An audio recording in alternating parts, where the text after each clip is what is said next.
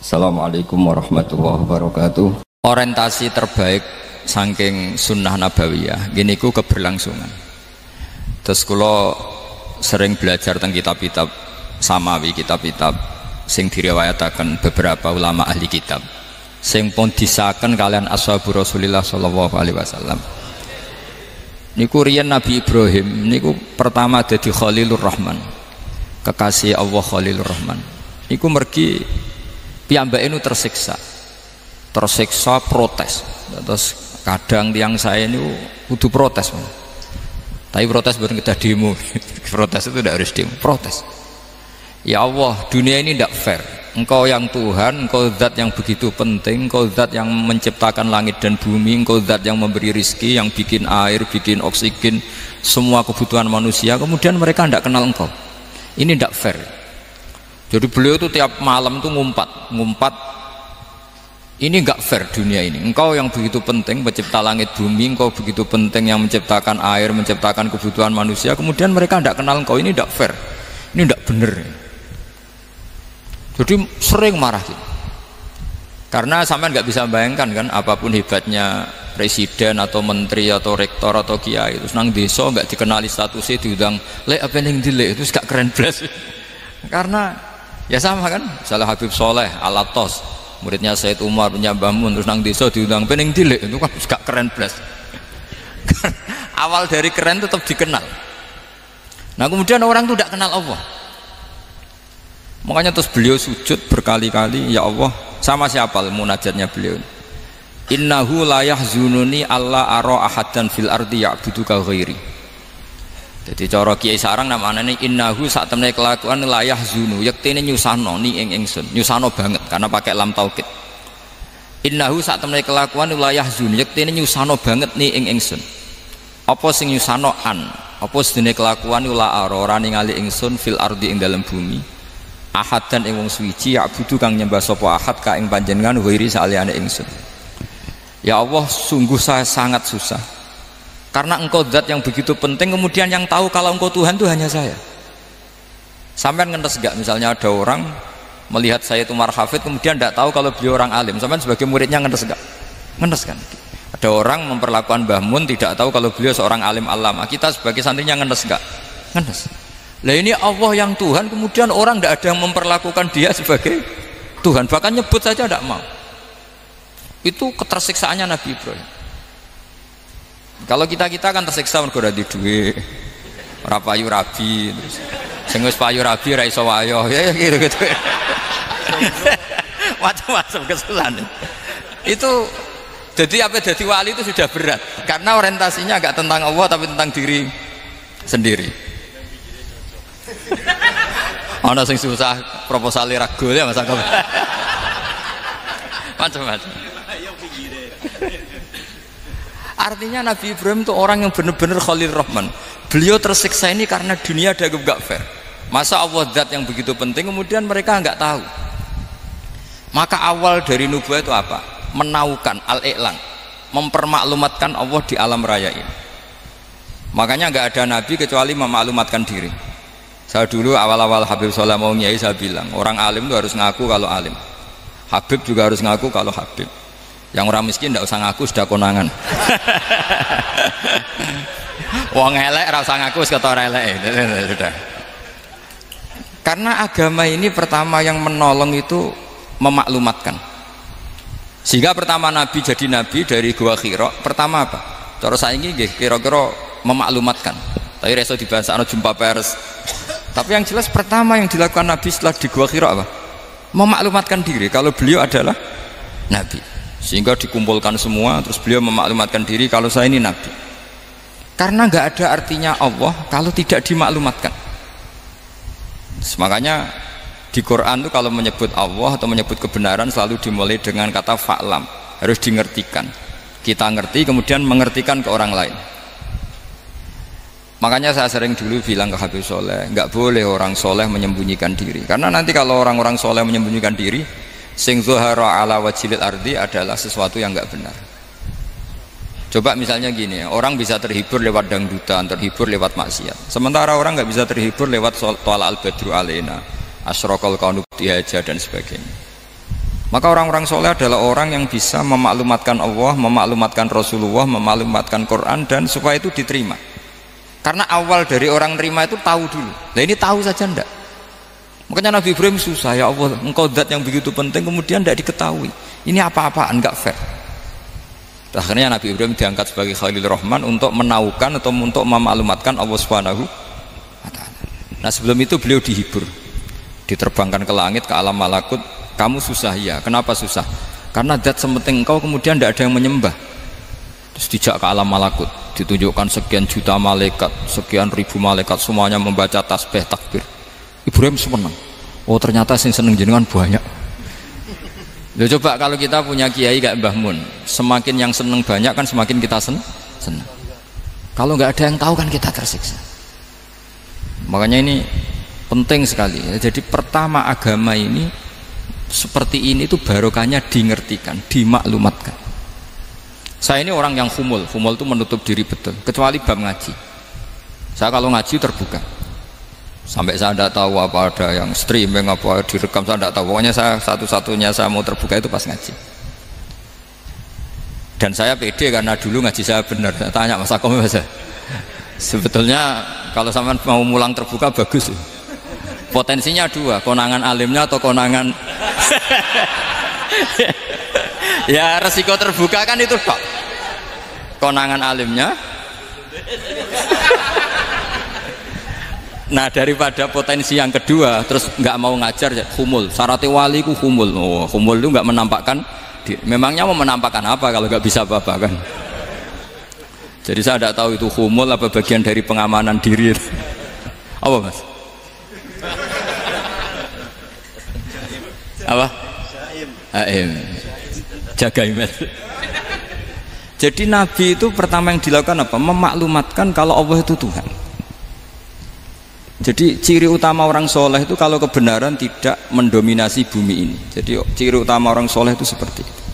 Makanya kenapa saya milih manhaj. Tentu Habib Soleh Anda harus niru saya, karena antar orang alim tidak boleh saling mengikuti. Tapi juga seterusnya nggak boleh saling ganggu.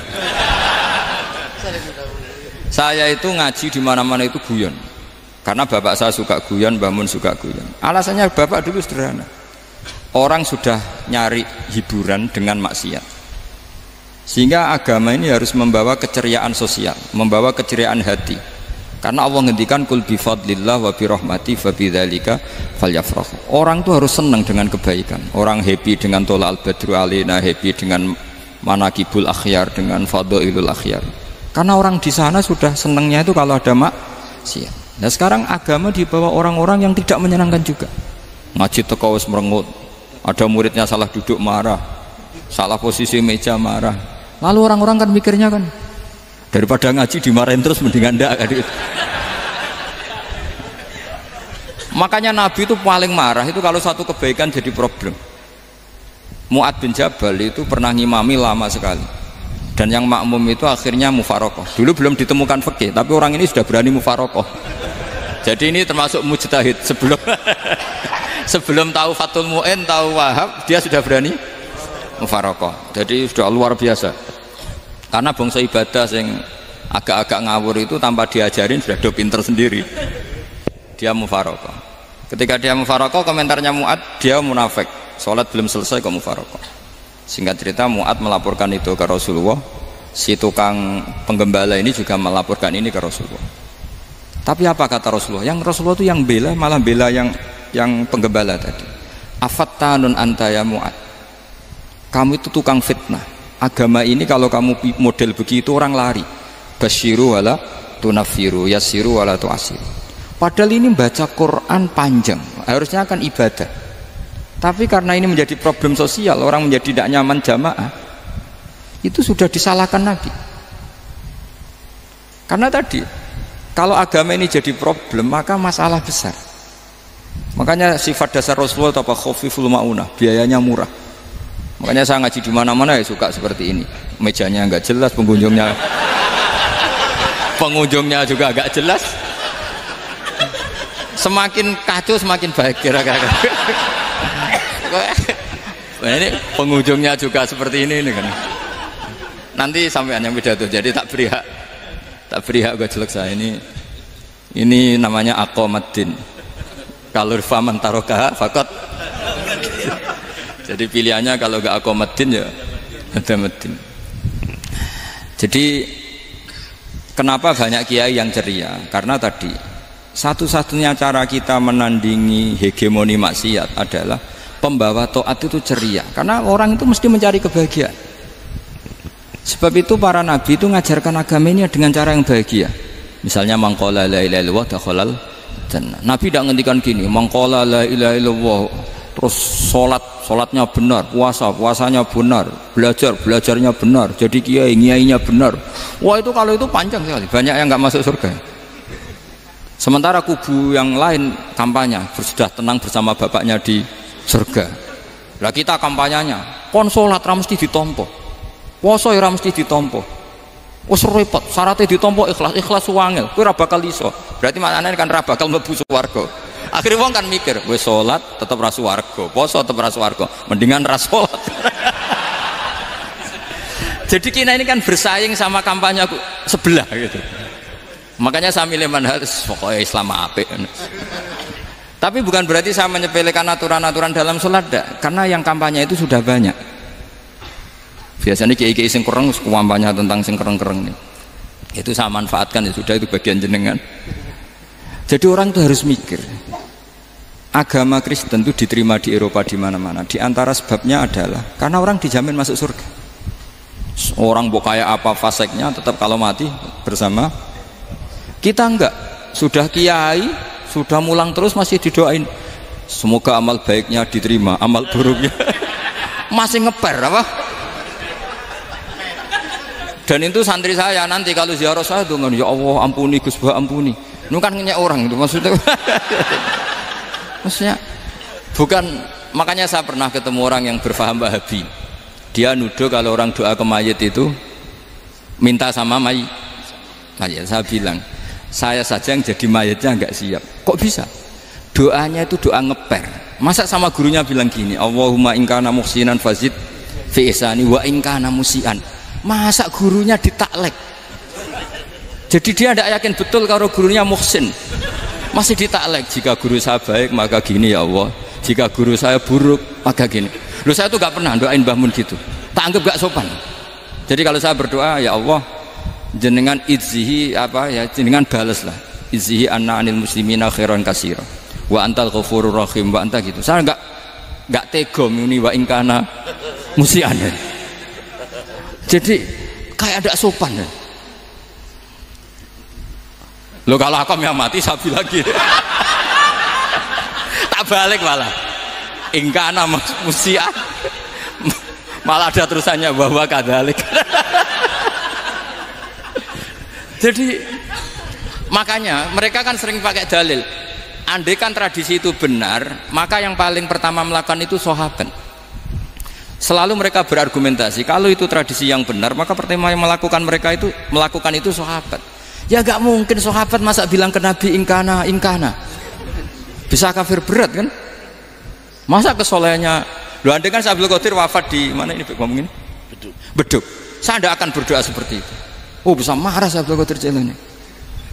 Masa kesalahan beliau di ingkana musinan sama ingkana musian. Jadi orang tuh harus mikir. Jadi saya dengan bukan berarti Gus Bah bid'ah menciptakan doa baru. Ini bukan urusan menciptakan. Orang yang punya sopan spontan seperti itu. Ini bukan urusan modifikasi doa Anda. Makanya kenapa para nabi itu tidak disolati dengan cara seperti itu, langsung assalamualaikum ya Rasul, assalamualaikum ya Abu Bakrin, assalamualaikum ya Umar. Enggak mungkin kita mengatakan ya Abu Bakrin, ya Allah ingkana. Masa Abu Bakar diingkana? Kalau dia, bukan kalau beliau ashabu Rasulillah, pasti orang Sayyid itu dzurriyyatu Rasulillah, pasti al-tahirin al-mutahhari. Guru-guru kita ini guru-guru kita. Jadi tolong doa itu. Nah, kalau terpaksa doa wa ingkana musian, anggap saja hafalnya hanya itu, tapi jangan dijiwai apa? Jangan apa? Dijiwai. Kalau ditanya, "Lho Gus, ini orang soleh kok doanya wa ingkana musian?" Itu kan guru jenengan. Apalku ikut tok. Tapi ora usah dimaknani, apa? Karena sekali dimaknani nanti kan.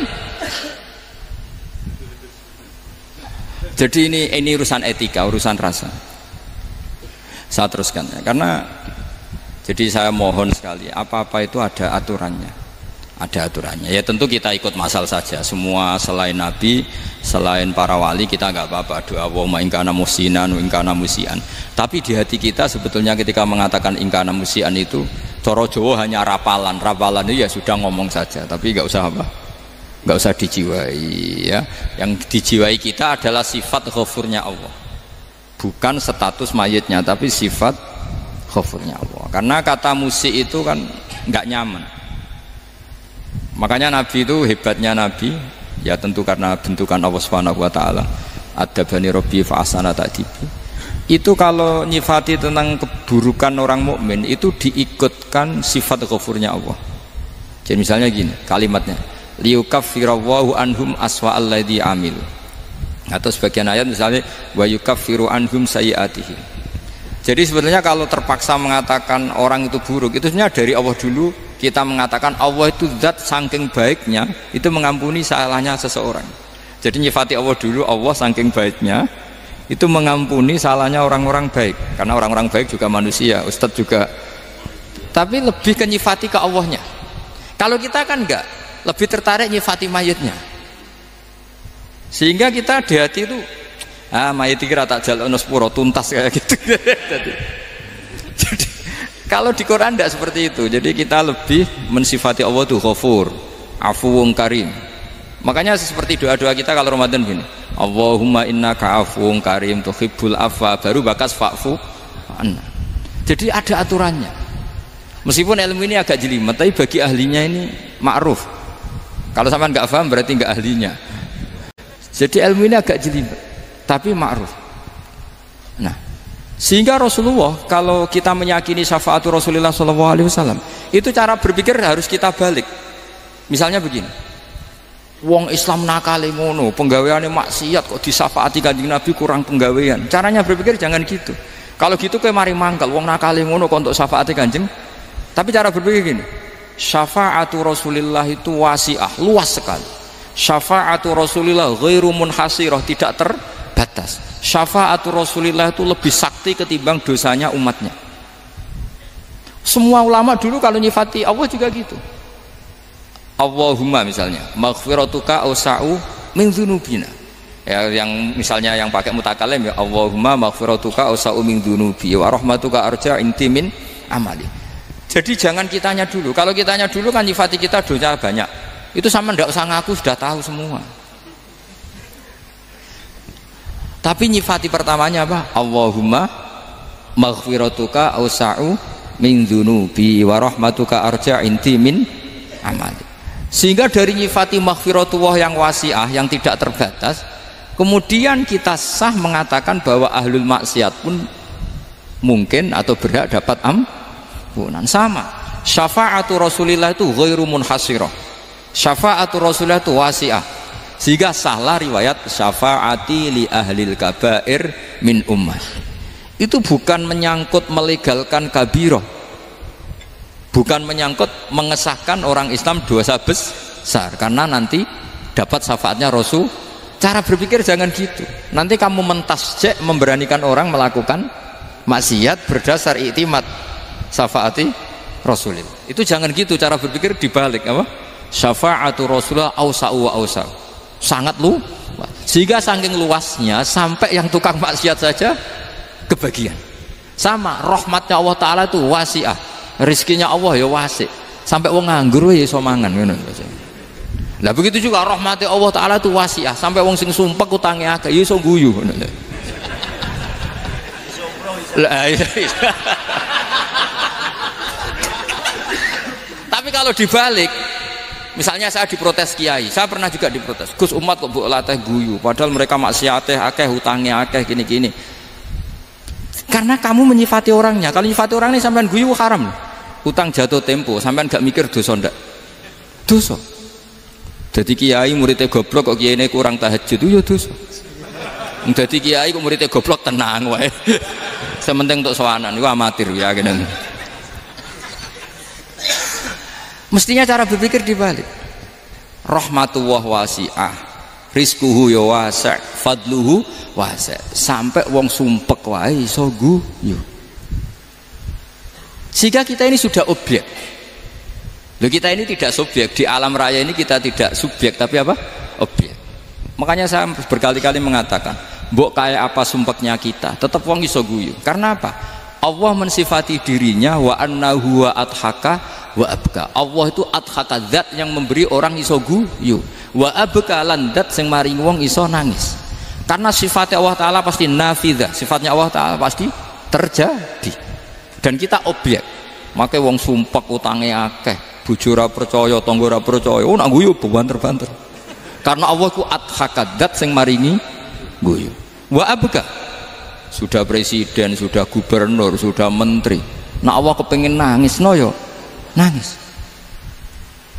Coba ngeluhnya apa kalau misalnya jenengan seorang mantan presiden atau mantan gubernur, kadang anak calonan RT mbok menang bondak. Ngeluhnya apa orang alim, misalnya alim alama, anaknya mau jadi jurumiyah raiso, susah. Kaya raya anaknya jadi pasien, susah. Allah punya cara untuk abegah, untuk bikin orang nangis. Nah karena kita ini objek, pasti sesumpek apapun orang yang bisa tertawa ya bisa nangis.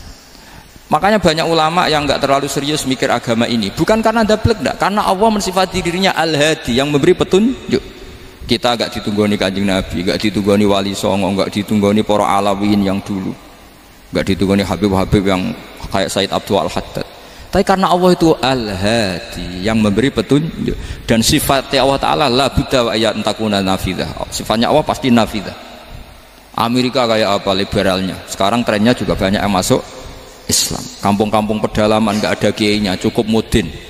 Kadang membawa agama itu orang yang ke situ mau nyari kayu. Orang di pedalaman Kalimantan, Sulawesi itu pertama itu nyari kayu, tapi bawaan hidayat, lama-lama bikin masjid. Saya pernah di Korea, ke sana orang nyari uang, niatnya juga nyari uang, tapi akhirnya tersiksa kalau enggak bikin masjid. Karena apa? Karena Allah itu Al-Hadi, zat yang memberi petunjuk. Maka kamu tidak usah khawatir, agama ini pasti jalan ila yaumil qiyamah. Karena Allah Al-Hadi. Sama. Mbok kamu umat mbok weden-wedeni kowe ku amalan ora mesti ditampa. Nek ora ditampa mlebu neraka. Ngono mulai ngaji ya tenang ae. Tenang, santai.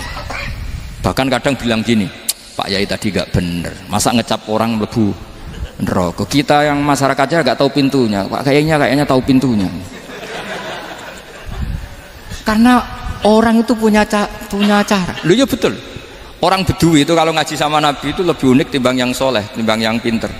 Sehingga banyak ilmu itu ditemukan dari orang Bedui. Karena cara berpikir itu aneh. Kalau orang soleh, orang waras kan berpikirnya ada aneh, standar. Jadi orang Bedui itu aneh. Pernah suatu saat Rasulullah itu khutbah cerita kiamat. Wah, dahsyatnya kiamat kayak apa? Semua orang diam nangis semua. Orang Bedui enggak, lebih cerdas. Ini Nabi itu aneh. Cerita kiamat kok udah ada tanggalnya, ini gimana? Orang nangis semua karena dahsyatnya kiamat kayak gitu. Bumi dihancurkan, wus. Pantas sudah nangis dewi-dewi. Ya ono sing nangis pabrik banyune macam-macam ya. Ini kalau kiamat gimana ini perjalanan air kemasan saya kan orang mikir. Mikir dewi-dewi gitu. Tapi ini enggak. Orang Bedui cara berpikir tuh enggak. Malah ya Rasulullah, mata sa'ah. Engkau itu cerita kiamat tapi enggak jelas tanggalnya. Kalau cerita kiamat ya harus jelas dong kapannya. Jadi unik. Jadi cara berpikir sahabat kaget semua loh. Kaget. Karena gak kepikiran. Nabi a'radu anhu, a'radu itu mengabaikan. Banyak sahabat yang menganalisis lam yasma'kan. Nabi memang gak dengar sehingga mengabaikan. Ada yang analisis lagi sami'a wa kariha. Sebenarnya Nabi dengar cuma gak berkenan karena tengah-tengahnya khutbah kok tanya. Tapi si Arabi ini cerdas, masuk akal kan? Misalnya mau pilihan presiden, orang mesti tanya kapan kan? Gitu. Ya kan? Mau ganti presiden atau ganti bupati, takarannya orang kan kapan? Kayak Mas Akom jadi wali ndak? Pertanyaannya kan kapan? Kalau jatuhnya kan sudah ya. Sehingga tanya, mata sa'ah ya Rasulullah. Lama-lama Nabi diangen-angen, bener juga orang ini. Saya cerita kiamat kok gak jelas kapannya. Ini Nabi menjawab. Tapi karena Nabi orang-orang yang sangat pinter, tanya balik. Ma'atat talaha. Lalu kalau kamu berani tanya kiamat kapan, saya tanya balik. Ya persiapan kamu apa? Jawabnya santai saja. Fa wallah ma'atatulaha kabira sholatin wala siyamin walakinni uhibbuka ya Rasulullah. Saya nggak menyediakan apa-apa, sholat saya biasa aja, maksudnya standar, ya kira-kira 5 waktu pas, ya jenis saya lah kira-kira gitu. Wala kabira siyamin, dan saya puasa ya standar saja pas. Walakinni uhibbuka ya Rasulullah, tetapi saya mencintai engkau ya Rasulullah. Jawabannya Nabi apa? Almar'u ma'aman ahabba, sebagian riwayat anta ma'aman ahbabta. Jadi hadis itu populer tuh barokahnya wong desa tadi. Andai kan dia punya etika, maka sowan dulu tanya 4 mata. Itu jadi hadis ahadi. Tapi barokahnya dia selonong di depan umum. Zaman Nabi khutbah itu jadi hadis mutawatir. Jadi kadang barang baik itu barokahnya orang yang nggak baik. Maksudnya su'ul adab. Tanya gitu kan su'ul. Tapi itu barokah. Akhirnya hadis itu mutawatir karena didengar ribuan sahabat yang mendengarkan khutbahnya Rasulullah. Tapi kalau hadis itu satu-satu kan khossoni bidzalika Rasulullah, khossoni bidzalika Rasul, itu nanti jadi hadis ahadi yang kualitasnya jauh di bawah hadis mutawatir. Jadi barokahnya orang su'ul adab itu ya ada. Karena Allah yang mendesain ini. Akhirnya kata sahabat, kata Anas bin Malik, mereka itu mangkelnya bukan main sama Arabi tadi, karena tanya nggak sopan sama Rasulullah. Tapi setelah Nabi jawab almar'u ma'aman ahabba fama farihu bisyai'in farahahum bidzalika batal. Mereka tidak pernah senang dengan hadisnya Nabi sesenang riwayat almar'u ma'aman ahabba. Barokahnya Arabi, Bedui. Makanya saya sebagai kiai ini Bedui saya tak pertahankan ila yaumil qiyamah. Karena umat ini pernah terbarokahi oleh orang apa? Bedui. Barokahi su'ul adab tadi. Jadi mohon ini supaya majelis ini kan majlisul iltorti Rasulullah, coba terlatihlah mengatakan Allah itu subjek, Allah itu al-fa'ilul mukhtar, Allah itu al-fa'ilul mukhtar, Allah itu yang menentukan alam ini. Dan Allah mensifati dirinya wa annahu huwa adhaka wa abka. Allah itu zat yang memberi orang itu bisa tertawa, dan Allah juga yang memberikan orang itu bisa menangis. Mbok kayak apa kamu neror umat, wah amal gak mesti diterima gini-gini. Ternyata neng majelis nangis ya, mulai guyu. Kadang guyu-guyune ngenyek tenane. Daripada apa ya agak-agak merodok orang yang dohirnya beda dengan batinnya, nggak perlu distatuskan seperti itu. Ya sudah biasa saja. Jadi, nah, fi muqaddimihim, imam besar dalam manhaj ini namanya Abul Hasan apa? Asyadzili. Abul Hasan Asyadzili itu kalau ada orang tanya gini, Beb saya ini susah, sholat saya tidak mesti diterima Allah gini-gini, marah. Nggak usah. Kafa bika jazaan an radiyaka laka ahlan. Sudah kamu ditakdir pernah sujud itu sudah keren. Saya itu andaikan dapat kabar dari malaikat bahwa sholat kamu tidak diterima, saya tidak susah. Bukan karena sombong. Pernah ditakdir sholat sujud ning Allah itu keren. Kayak apa malunya kita ketemu Allah kemudian kita di bumi tidak pernah sujud. Makanya cara Abul Hasan Asyadzili kowe ora usah mikir sholatem ditampa ora usah mbok mikir. Kowe ditakdir tau sujud itu hebat. Kafa bika jazaan an radiyaka laka ahlan. Cukup kamu mendapat balasan dari Allah, kamu pernah ditakdir sujud. Gak perlu ngaji alim alamas, gowo sawi ngalor ngidul jalalain keren. Paling gak malaikat pernah melihat kamu, gowo tak kitab kuwedi. Gak penting pahammu, gak penting. Karena isra bakat paham Mas. Jadi Abul Hasan Asyadzili adalah orang yang, dan itu Al-Hasani ya, dan itu Al-Hasani. Makanya macam-macam kita yang Al-Husaini sudah kita punya Faqih Muqaddam, punya banyak. Di Al-Hasani yang paling populer diantaranya adalah Abul Hasan Asyadzili. Beliau itu kalau ngendikan sesuatu itu positif terus. Termasuk itu ketika ada orang resah sholat saya diterima ndak, kata beliau wes yang sempurna ditakdir tahu sujud. Saya itu sebetulnya kadang-kadang miris, wes sholatku tompo ora, tapi saya sangat sadili. Sangat-sangat sadil. Saya nggak pernah berdoa ya Allah ibadah kami jenengan terima ndak, karena takut kalau doa gitu keterusan itu terus ditompo ora ya. Akhirnya keterusan gitu. Akhirnya ngenes. Masa orang pernah sujud ngenes? Lama-lama gini setan masuk Apa artinya saya sujud ternyata nggak diterima? Lho wong kawula kok iskal tentang pernah sujud. Itu kan ibarat gini, kamu ngasih uang sama orang tua kamu, misalnya Habib Soleh ngasih uang Habib Ali, terus apa artinya tak kasih, kemudian beliau tidak terima kasih, itu kan lucu. Terima kasih tidak terima kasih, seorang anak ngasih orang tua itu keren. Makanya saya bangga dengan Habib Soleh ketika beliau mengumrohkan Habib Ali, sudah mendaftarkan haji Habib Ali. Nggak usah mikir diterima apa enggak, wes keren, itu sudah perilaku yang keren, yang hebat. Makanya saya sering tuh, pada orang mau cerai tanya saya, Gus saya ini cerai gak, istri saya kurang ajar gini. Gak usah. Tapi bojo kula judes. Uang di bojo iku wis keren, paling gak kowe ra darani jomblo.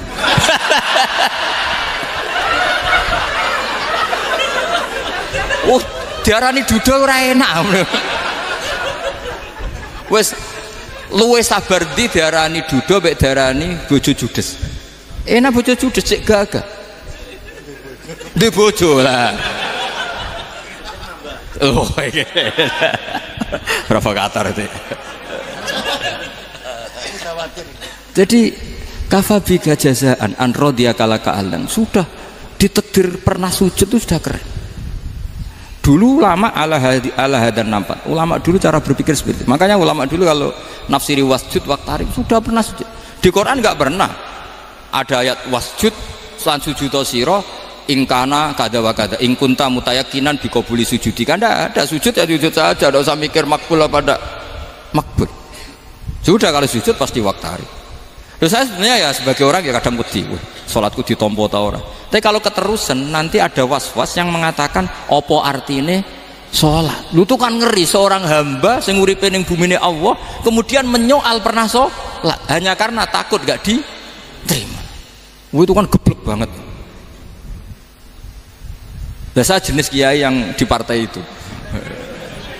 Saya enggak tahu kalau keneng dikom. Sedumat masa kamu gak ada keren blas. Jadi nah nanti kalau misalnya ada manhajnya Habib Soleh yang tidak seperti itu tidak apa-apa, mungkin supaya orang nggak takabur, nggak fakhr, sehingga makanya mulai dulu lama itu ya partainya kalau nggak rojak ya khauf. Nah saya ini yang jelas terang-terangan ikut partai rojak saja, apa? Partai rojak, karena banyak yang sudah di partai khauf. Tapi saya rojak yang bil ilmi tadi. Makanya Sayyidina Umar radhiyallahu anhu itu yang namanya sama sujud. Saya itu punya kitab. Habib Soleh pernah tak tunjukin tulisan tangan saya. Muji-muji sujud. Sayyidina Umar ketika ditusuk seorang gila itu Majusi, Abu Lu'lu' terkenalnya itu. Itu Hulamul Mughirah terkenalnya. Ditusuk, dia sahabat, beliau sahabat, wali. Jadi nusuk Umar tuh kayak apa? Nusuk Mas Akom aja dosa besar, apalagi nusuk Umar. Itu ketika ditusuk, dia itu ya punya dendam. Namanya manusia itu punya dendam. Maksudnya namanya orang kan mangkel sama yang nusuk. Kalau orang mangkel itu inginnya kan yang nusuk itu masuk neraka. Tapi apa kata Umar? Ngedikan gini, tanya pertama, yang nusuk saya siapa? Orang Majusi. Orang Majusi, Hulamul Mughirah. Alhamdulillah alladzi lam yaj'al maniyati biyadi rajulin lam yasjud laka sajdatan yuhaju biha indaka yaumal qiyamah. Saya itu senang Gusti, yang nusuk saya orang yang nggak pernah sujud sama jenengan. Jika kalau saya dendam supaya dia masuk neraka, saya nggak takut orang itu nuntut sama saya. Tapi kalau dia pernah sujud, pernah sholat, kemudian dia masuk neraka karena nusuk saya, kemudian dia berargumentasi, saya pernah sujud ya Allah, kenapa engkau masukkan neraka? Saya tidak berani jawab ya Allah, saking hormatnya sama yang namanya sujud. Jadi kamu dendamnya kesampaian, cara Jawa ya, dendam dengan tanda kutip ya, tidak makna semestinya. Jadi mangkel mbek sing nusuk, nak mlebu neraka pantes, wong ora tau sujud wae Gusti gitu. Tapi kalau pernah sujud, kemudian dia masuk neraka karena saya, bisa yuhajuni biha yaumal qiyamah. Jadi kayak apa sujud? Saya apa? Nabi itu kalau muji sujud sampai ngitkan wa hatta takuna sajdatul wahidatu khairan minad dunya wa ma fiha. Nanti kalau kamu di akhirat ketemu Allah, kenangan terbaik kita apa? Di dunia pernah sujud. Keren aja. Cara ning pondok wis tau bayar seharian lho. Cara sowan kiai tau ngamplopi Mas. Wis go jajan. Nah tapi kadang syaitan itu masuk tadi. Apa artinya sujud gak mesti ditompo, apa artinya sowan Habib ngaturi ra mesti ditompo, ngaturi kiai. Akhirnya ada ketakutan. Nah kalau ketakutan ini berlebihan lama-lama, ma faidatus sujud. Wah itu sudah buruk sekali, wong hamba kok tanya ma faidatus sujud. Nah ini di pentingnya mazhab-mazhab Syadzili. Jadi saya ngaji agak-agak uraan wa amdan. Kalau ini watak sudah bukan. Jadi uraan itu ada dua, ada yang amdan bismil ilm, ilmunya banyak terus milih manhaj. Insya Allah saya partai itu. Ada yang uraan bakat mas. Ada ya? Ada apa banyak? Nah sebetulnya khauf juga gitu Bim. Ada khauf itu karena ilm. Ada Habib alim alama atau kiai alim alama, dia tahu masyarakat kalau ngikuti Gus Bak nanti jadi fakhr, kurang tawaduk, terus dia milih partai khauf. Lah yang buruk itu ada kiai yang milih khauf pancen dari awalnya sati cilik. Jenisnya wis sati. Jadi sebenarnya dia tidak cukup ilmunya nerangkan khauf, cuma jenisnya wis sati cilik. Wong ning omah lawang dikunci ono gludak-gludak, ono hantu putih. Jadi ya sama, yang bawa rojak bisa bawaan dablek, yang bawa khauf bisa saja bawaan ati cilik. Nah kita ingin yang bawa rojak ya bismil ilm, yang bawa khauf juga bismil ilm. Ya ono teh Mas, wong sing ati gede, pegawene dua blek, tapi enggak bawaan rojak, memang bawaan dablek. Ada yang ati cilik tapi bawaan khauf. Jadi mengatakan khauf tapi sebetulnya bawaan ati cilik. Nah kita inginnya ndak, kalau rojak ya bismillah kayak Abdul Hasan Asyadzili, kalau yang kampanye khauf kayak Sayyid Abdul Haddad bawaan apa? Ilm. Sehingga kita ini Kul inni ala bayyinatin mir rabbi, semua itu berdasar ilmu sing jelas welo-welo. Makanya semua nabi memaklumatkan apa? Kul inni ala bayyinatin mir rabbi. Jadi semua ilmu syaratnya apa? Bayyinah. Bayyinah itu kebenaran ilmiah sing jelas welo-welo. Makanya itu yang disebut Allah Subhanahu wa taala mensifati kekasihnya yaitu Nabi Muhammad sallallahu alaihi wasallam, lam yakunil ladzina kafaru min ahlil kitabi wal musyrikina munfakkina hatta ta'tiyahumul bayyinah rasulun minallah yatslu suhufan mutahhar. Niku Kanjeng Nabi saking cerdase meneh tek wong Islam, wong musyrik, wong kafir ngerti logika yang dibangun Nabi saja kuat infikak dari kemusyrikannya. Makanya disebut munfakin. Orang-orang musyrik, orang-orang kafir tidak munfakin, tidak tercerabut dari akar akidahnya hatta ta'tiyahumul bayyinah. Itu siapa? Rasulun minallah yatslu suhufan mutahhar. Masyhur itu debatnya Nabi dengan orang-orang musyrik. Mereka bilang, ya Muhammad, kita ini urusannya banyak, kasusnya banyak, lalu anda mengajarkan ke Tuhan satu, masa urusan banyak cukup Tuhan satu? Itu enggak fair Muhammad. Aja'alal alihata ilaha wahida inna hadza la syai'un ujab. Urusan kita banyak, masyakil kita banyak, muskilah kita banyak, kalau Tuhannya satu enggak cukup Muhammad.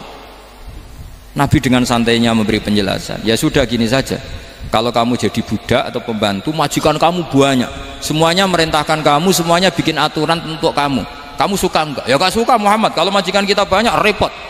Ya sudah, Tuhan kamu itu majikan kamu, kalau banyak perintahnya beda-beda kamu pusing. Ya udah Mat, Tuhannya satu aja Mat. Karena Nabi bayyinah, orang itu bisa dibalik-balik pikirannya. Dan makanya disebut daraballahu masalah rajulan fihi syuraka'u mutasyakisuna wa rajulan salamal lirajul hal astawiyani masalah alhamdulillah. Jadi Nabi itu kalau adu argumentasi itu luar biasa. Jadi segampang itu Nabi memberi apa? Argumentasi. Karena beliau adalah al-hujjatul balighah. Jadi Nabi itu gak pernah kalah. Pernah Nabi debat sama orang Yahudi, Muhammad, saya ini turunan Ibrahim, kita ini Israel ya, kita tahu Israel adalah turunan Nabi. Israel nama lain dari Yakub, Yakub bin Ishak bin Ibrahim. Padahal Yakub ini punya anak namanya Yahuda, makanya Yahuda bin Yakub bin Ishak bin. Kita ini yang mirip Ibrahim, bukan kamu.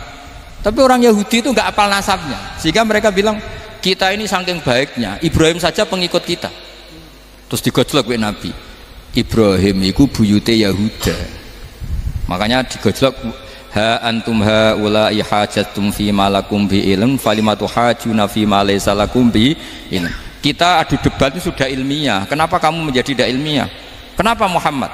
Terus Allah menurunkan wa ma unzilatit taurat wal injilu illa min ba'di afala ta'qilun.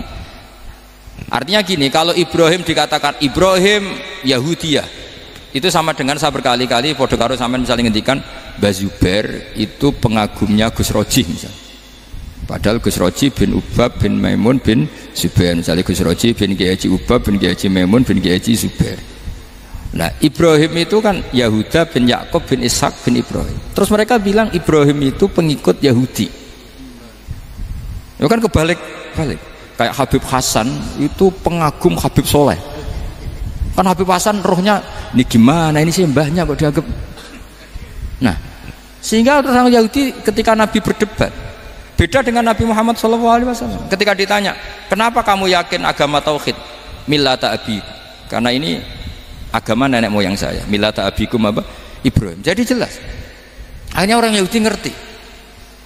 Ya kan sama dengan mengatakan tadi Pak Karno itu pengagum Puan Maharani. Kan aneh nggak kalimat itu? Mbah Hasyim Asy'ari itu pengagum Gus Dur. Gak lucu. Itu debat. Jadi Nabi itu orang yang bayinah itu kalau menerangkan kebenaran itu bahkan orang kafir pun bisa infikak, bisa munfakin, tercerabut dari akar kekafiran. Nabi itu mudah sekali merubah logika. Makanya di Quran sering ada kata aro'aitum, karena memang tadi. Nah saya mohon apapun pilihan Anda rojak kayak Abdul Hasan Asadili tadi. Ketika orang resah sujudnya diterima apa enggak, sholatnya diterima apa enggak, beliau bisa berargumentasi betapa pentingnya sujud. Wes aja kowe iku kawula, tahu sujud iku keren. Saman bayangkan betapa malunya kita kalau kita ketemu Allah kemudian di dunia enggak pernah. Lho paribasane kula mlebu swarga lah iku isin. Mlebu swarga tapi ning donya ora tahu isin. Sama seperti kowe di guru sak urip-uripmu ora tahu salam templek isin. Kira-kira seperti meskipun salam template ora penting ya ora penting tuh misalnya soalnya salam template 50.000 duwe wis akeh ngono nama sakom penting kudu rokok itu bukan nilainya kok betapa malunya kita. Saya dulu mau sarang andai kan tidak pernah khidmah sama iya malu tenan sebagai apa santri.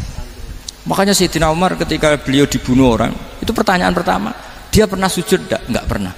Andai kan dia pernah sujud, maka saya tidak berani masukkan dia masuk neraka. Takutnya dia protes sama Allah, ya Allah saya pernah sujud, kenapa harus di neraka? Atau Umar ditanya Allah gini, Umar, kue ridho wong sing tahu nyembah aku, kemudian dia di neraka. Kayak apa? Jadi makanya Umar ketika wafat ketika alhamdulillah alladzi lam yaj'al maniyati biyadi rajulin lam yasjud laka sajdah. Ya jadi saya mohon sekali jadi majelis ini sebuah majelis mubarak, caranya tauhidnya dibenarin ya, tauhidnya dibenarin. Jadi Allah itu adhaka wa abka, Allah itu al-hadi, Allah itu ar-razzaq. Sehingga menteri ekonomi mbok salah rumusillah wong tetep mangan. Mergo Allah itu ar-razzaq.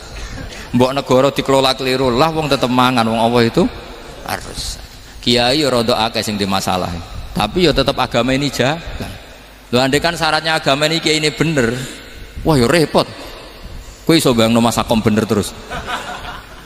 Tapi agama ini berkali-kali coba di TV itu banyak nyun sewu, ada ustadz, ada kasus apa, ada kiai, kadang ada masalah hukum. Agama ini jatuh enggak masalah. Padahal di TV sudah dinasionalkan kan, ada kiai terlibat kasus hukum atau ustadz tertangkap karena melakukan apa gitu. Tapi enggak ngefek karena agama ini bihifdillah wa biriayatillah. Sama. Negara mana-mana kadang manajemen ekonominya enggak jelas, tapi masyarakat ya makan karena Allah Razzaq. Sama aku kancanan Mas Sakom mengeluh tapi Allah adhaka, akhirnya iso guyu. Padahal orang untungnya blas kancanan dede. Tapi karena Allah itu adhaka. Nah kita dengan istri yang kita cintai, dengan keluarga kadang yang nangis. Karena Allah itu zat yang bisa memberi abka. Wa annahu wa adhaka wa abka. Terus wa annahu wa amata wa ahya. Kita tidak ingin mati, wah ya mati saja karena kita objek. Nah hidayah itu seperti itu. Allah al-hadi, apa? Allah itu kayak apa Korea, negara ateis. Nggak kebayang di sana ada ngaji Aqidatul Awam, Mabadi' Fikih. Sekarang banyak. Saya tuh kalau beli Aqidatul Awam kerdusan tak kirimkan ke Korea. Sebelum saya ke Korea, karena sebagian santri saya di Jogja. Di sana ada ngaji Aqidatul Awam, ngaji Takrib. Bahkan saya di sana dilagokno sakduna fid dunya. Kayak apa Allah kalau ingin bikin hidayah? Karena Allah itu al-hadi. Wong Indonesia digerakno seneng duit. Bareng seneng duit mau apa? Korea. Setelah di Korea tersiksa karena gak ada tempat sujud. Akhirnya urunan. Segampang itu kalau Allah menghendaki. Itu gak dibenem MUI, gak dibenem Karena Allah Al-Hadi. Jadi saya mohon sekali tauhid ini dibenerin dulu. Allah tetap Al-Fa'ilul Mukhtar, apa? Al-Fa'ilul Mukhtar. Sehingga Allah mensifati dirinya Adhaka wa Abka. Mbok kamu bendung kayak apa, orang ngaji saya tetap guyu. Sekarang iso mbuli saya, oh Gus Bab ngaji tidak guyu. Allah yang memberikan guyu kamu itu. Andai kan sesuai status kamu, kowe ora ngarep guyu. Utang akeh, jatuh tempo, bojo ora percaya.